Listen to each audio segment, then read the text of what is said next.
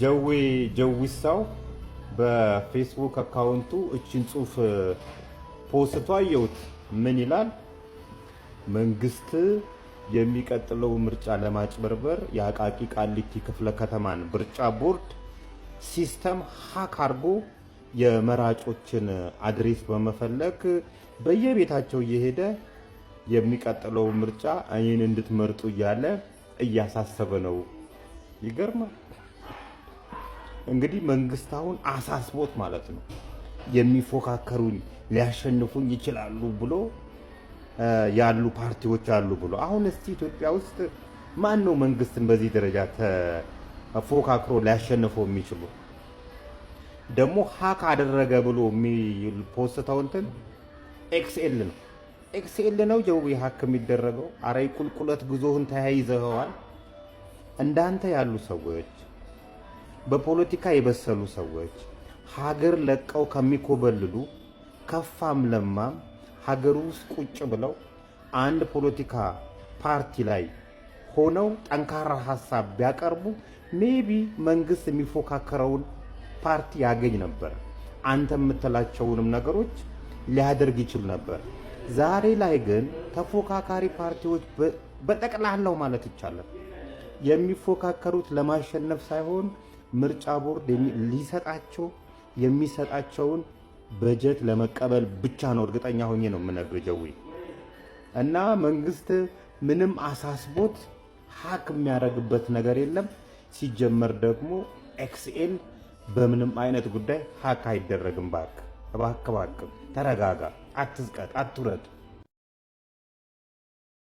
ዳንጉላው ጠበቃ ነው ወይስ ጠበቃ አይደለም ሲባል ዳንጉላው የእሳት ራት ሆነ እንጂ እኮ እዚህ አካባቢ መጥተው የራሳቸው ህግ አስተርጓሚ፣ የራሳቸው ህግ አስፈጻሚ፣ የራሳቸው ፖሊስ፣ የራሳቸው ፍርድ ቤት፣ የራሳቸው አዋጅ ያላቸው የሚመስሉ ከመሬት ተነስተው የፈስ ግብር ሊጣል ነው የሚሉ መኪና ውስጥ ወሲብ መፈጸም ያስቀጣል የሚሉ ተው ስትላቸው እናሳስርሃለን እንከሳሃለን ብለው የሚያስፈራሩ ሰዎችን ጭምር ነው። ጥብቅናማ ኦቢኤስ መመሪያ ያለው ህግ አለው እንዴት እንደሚወጣ። ለምሳሌ በኔ ሙያ ፍቃድ አውጥቶ ስራ ለመስራት ከባችለር ዲግሪ በተጨማሪ 8 ዓመት የስራ ልምድ ይፈልጋል። 8 ዓመት የስራ ልምድ ካለ በኋላ ፈተና ተፈተነ ካለፍክ አቤ ይባላል 6 ኪሎ አካውንቲንግ ኤንድ ኦዲቲንግ ቦርድ እውቅና ሲሰጥህ ነው አንተ የተፈቀደለት የምትሆነው። ነገር ግን አሁን እንደዛ ይደረጋል ወይ? አይ ዶንት ኖ። ማንም ተነስቶ ነው የሂሳብ አዋቂ ነኝ ብሎ የሚለጥፈው። የጥብቅና ሙያም እንደዚሁ የራሱ መመሪያና የራሱ ህግ አለው።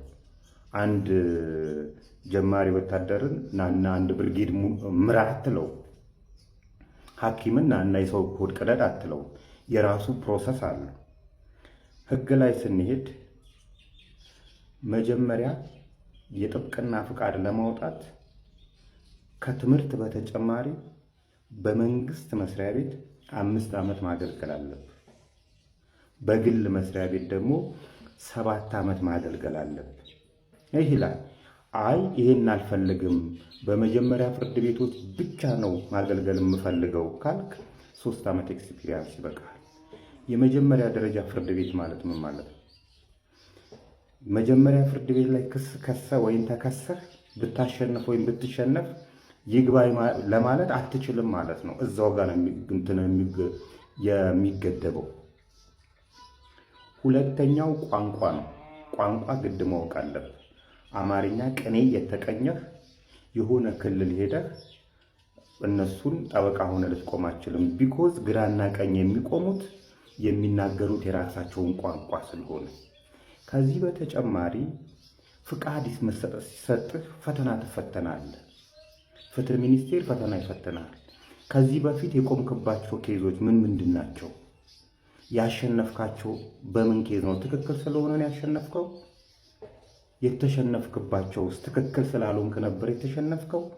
የሚሉትን ኬዞች አሉ። የተለያዩ ጥያቄዎችን ከጠየቁ በኋላ ፍቃድ ይሰጡሃል። የዳንጉላው ኬዝም ይሄ ነው። ዳንጉላው በ2012 ዓመተ ምህረት ተመረቀ ካልን የመንግስት መስሪያ ቤት ሰርቶ ከሆነ 2017 ፈቃድ የማውጣት መብት አለው። የግል መስሪያ ቤት ሰርቶ ከሆነ 2019 ገና ነው።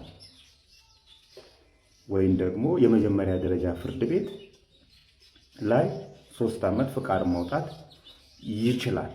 እንግዲህ ይህን መረጃ ይዘን ስናይ ማንጉላው ፈቃድ ካወጣ 3 ወሩ ነው። የሰራው ደግሞ ቪዥን ፈንድ ማይክሮ ፋይናንስ ነው። ይሄ የግል ነው። ስለዚህ እሱ ሲለን የነበረው ጠበቃ ነኝ ሲለን የነበረው ከ2 ዓመት በፊት ነው። ፈቃዱም እንደሚለው ኒል ኤክስፒሪየንስ ነው የሚለው። ኒል ኤክስፒሪየንስ ነው እዚህ ጋር የሚለው ብለው ይሄን ሐሳብ አነሱ። አይ በመጀመሪያ ደረጃ ፍርድ ቤት ነው ፈቃድ ያወጣው ካልን ደግሞ ከታች በፌደራል የትኛውን ፍርድ ቤት ጠበቃ ነው ይላል። ስለዚህ ትክክል አይደለም። ፍትህ ሚኒስትር ነው ስተቱ ወይስ ልጁ የሆነ ነገር አድርጎ ነው ፈቃድ ያወጣው ብለው ጥያቄ ሲያነሱ ሁሉም እኮ ይስማማሉ። ልጁ 2012 ስለመመረቁ ከዚህ በፊት ጠበቃ ነኝ ብሎ ጥብቅና ላይ እየሰራ ስለመሆኑ ቢሮ ከፍቶ ማለት ነው። እንደዚህ በሚባሉበት ሰዓት አይ ብር አልሰጥም ስላልኩት ነው። ብር ብትሰጠው ነው ልቀጥል ነው ማለት ነው። ሌላዎቻችሁስ ደግሞ የነዚህ አይነት የጥብቅና ሙያ የህግ ሙያ ላይ ተሰማርታችሁ ከውሸት ጋር መሰለፍ ምን ማለት ነው? ማንጉላውን አታክ ለማድረግ አይደለም። እዚህ አካባቢ አሁንም ህግን አይደለም። ማንጉላው እንደውም የተሻለ ጠበቃ ነው። በዚህ እዚህ አካባቢ ህግን ትርጉም ምንም የማታውቁ ሰዎች መታችሁ ፈላሲ የምትፈጥሩ ሰዎች ሃይ እንድትባሉ ስለተፈለገ ነው እንጂ ዳንጉላውን ስፔሲፊካሊ እንትን ለማለት የተካሄደበት ነገር የለም። የኔን ኮንተንት የምትሰሩ ሰዎች ደግሞ ስፔሲፊክ ግለሰቦች ላይ ትኩረት አታድርጉ።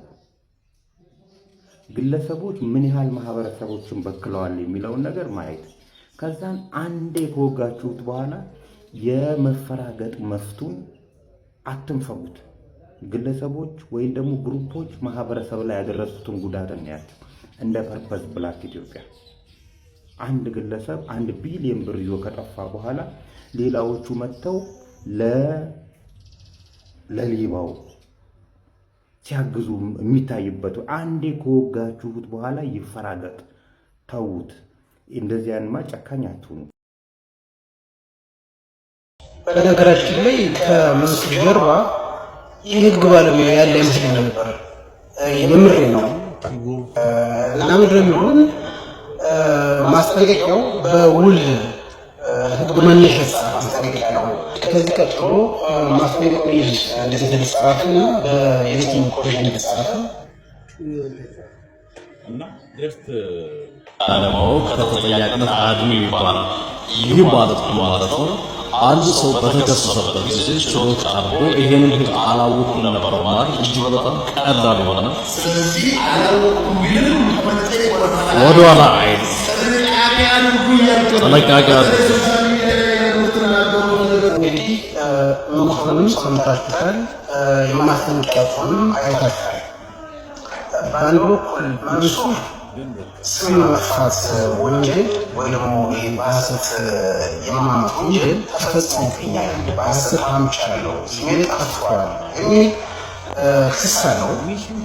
በሌላ በኩል ደግሞ የህግ ባለሙያው ማስጠንቀቂያውን የእሱ ማስጠንቀቂያ ደግሞ ማስጠንቀቂያ የጻፈው በአቃቤ ህጉ በአንቀጽ 17 እና በ1773 ነው። እንግዲህ በ1773 ማስጠንቀቂያ የሚጻፈው ከጅምሩ የውል ግንኙነት ሲኖር ነው። ውልን ስላለመፈጸም የሚያስከትለው ውጤት ከተመለከተ የሚሰጥ ማስጠንቀቂያ ነው። እንግዲህ ማስጠንቀቂያ ማለታቸው የውልን ፍጻሜ ለማግኘት የሚደረግ የሀሳብ መግለጫ ተግባር ነው። የሚያሳየው መጀመሪያው ውል መኖር አለበት። እንደዚህ አይነት ማስጠንቀቂያ በ17 ነው በ17 ማስጠንቀቂያ መስጠት የጀመረውን ውል መኖር አለበት። ይህም እንዴት ነው? ከተዋዩ ወገኖች አሉ የውል ግዴታውን ያልፈጸመ እንደሆነ ውሉ ያልተፈጸመለት ወገን ሌላኛው ወገን ውሉን እንደ ውሉ እንዲፈጽምለት ግዴታውን እንደ ውሉ እንዲወጣ የሚያሳስብበት፣ የሚነግርበት፣ የሚያሳውቅበት ብሎም የሚያስጠነቅቅበት ስነ ስርዓት ነው፣ ዘዴ ነው። ይህ የጠበቃው ማስጠንቀቂያ ሳይ የሚገባኝ ነገር በመንሱርና በግለሰቡ መካከል ውል እንዳለ ነው። ምክንያቱም ጠበቃው ይባላል የ1773 ጠቅሶ ማስጠንቀቂያ ሰጠ ማለት እንግዲህ የሚገባኝ ውል አለ በሚለው እንደ ግባር ልረዳው የሚችለው ልረዳው ይችላል። እነዚህ ሀገር አሁን ህግ አለማወቅ ቢያስቀጣ የሚያስቀጣ ቢሆን ማን ነበር መቅጣት ነበረበት ነው።